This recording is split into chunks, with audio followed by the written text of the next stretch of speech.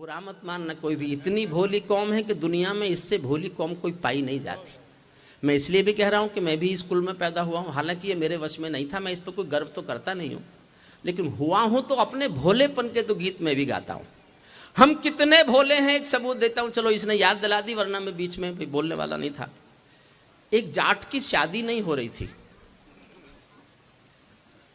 अच्छा, इसमें कोई बुरी बात थोड़ा ही है, कई बार मेरी नहीं हुई, कई बार क्या एक बार भी नहीं हुई? सच नहीं, एक बार भी नहीं, सचमुच नहीं हुई। एक तो मैं जाट, दूसरे में कवि हो गया। उन्होंने कहा कि वो तो सच, मुझे मैं प्रोफेसर बन के गया मुजफ्फरनगर, पहले बार तो वहाँ जाटों का इलाका, पूरा मुजफ्फरनगर जाटों का है।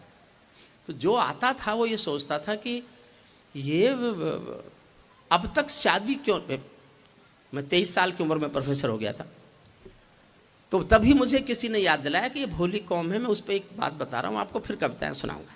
एक जाट की शादी नहीं हो रही थी, तो दोस्तों ने कहा भाई तो ऐसा कर, देवी की पूजा कर।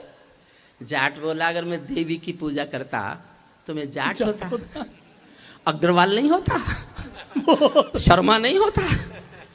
जाट नहीं करते देवी की पूजा। तो उससे अगली सलाह दे दी कि हनुमान जी की कर ले। जाट छुटते ही बोला उसकी तो खुद नहीं हुई थी।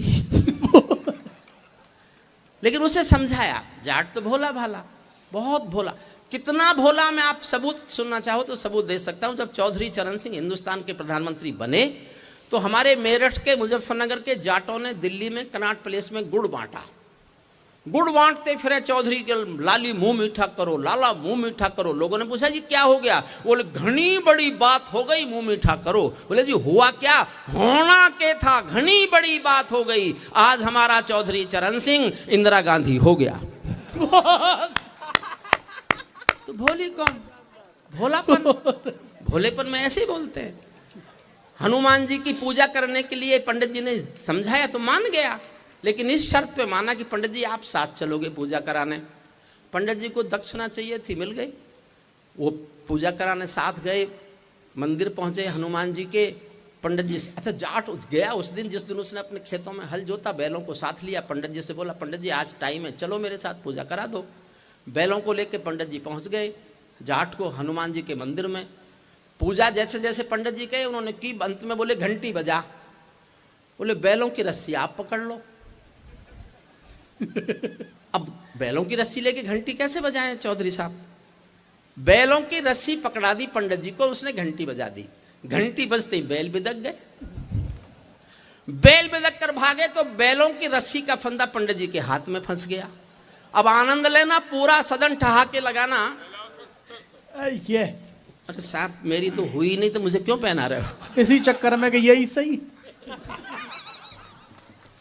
आनंद लेना साहब, आपको लगे जोरदार ठहाका आपके भीतर से आनंद प्रकट होता है तो पूरा सदन आनंद ले। मैं इनको इसलिए बता रहा हूं ये कि जो ये प्रभाव डाल गए बहुत अच्छा अच्छा पढ़ के, मैं इस प्रभाव को नष्ट करना चाहता हूं।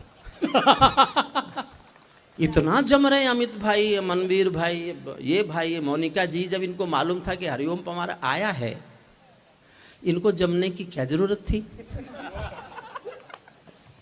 बैलों की रस्सी पंडित जी के हाथ में फंस गई, घंटी बजाई तो बैल बिदक गए। बैल बिदक कर भागे तो पंडित जी फंसे हुए थे, हाथ में रस्सी बंधी हुई थी, पीछे पीछे पंडित जी भी भागे। अब आगे दृश्य ये है, दृश्य का आनंद लेना। आगे बैल भाग रहे हैं, पीछे पंडित जी भाग रहे हैं, उसके पीछे जाट भाग रहा है। रास्ते में देवी का मंदिर था। देवी को विनोद सूझ गया। देवी बोली पंडित जी कहां भागे जा रहे हो सुबह सुबह? पंडित जी बोले देवी आज तक तूने बनियों का, ब्राह्मणों का ब्याह कराया होगा, जब किसी जाट का कराएगी ना तो पता चलेगा कितना भागना पड़ता है।